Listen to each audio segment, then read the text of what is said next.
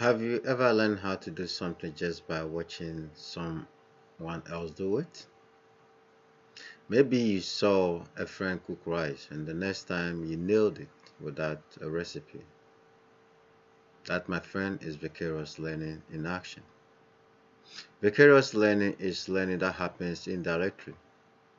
Instead of doing something yourself, you observe others' actions, success, mistakes, and then adjust your own behavior based on what you've seen.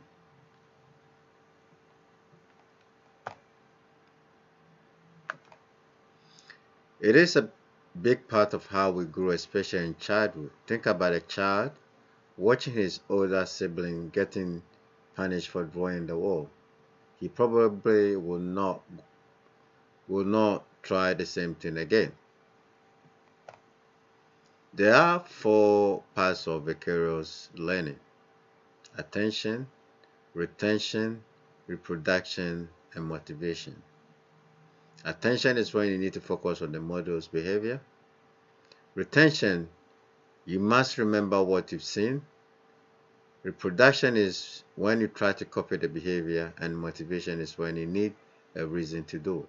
Let's watch the next video to understand this theory more. In psychology and social behavior. It helps us understand how people learn from others' experiences, especially when it comes to consequences for actions. What is vicarious punishment?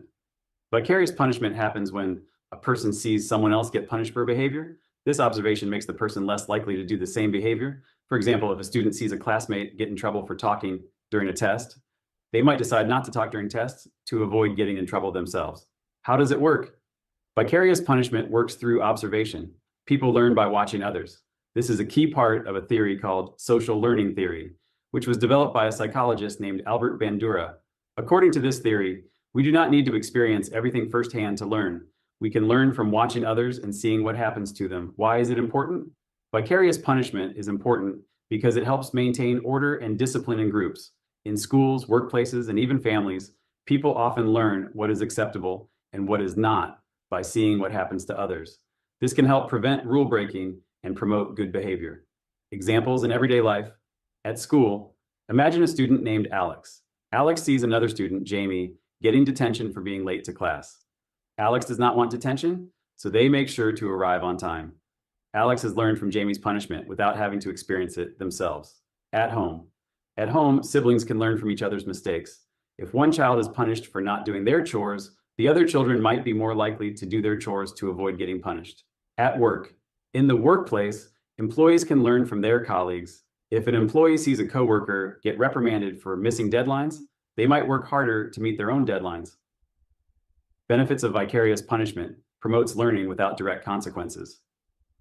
One of the main benefits of vicarious punishment is that it allows people to learn without having to go through the negative experience themselves.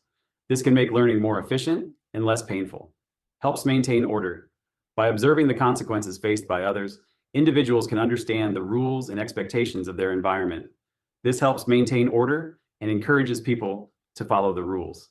Limitations of vicarious punishment depends on observation. Vicarious punishment only works if people are paying attention. If someone does not notice the punishment, they will not learn from it.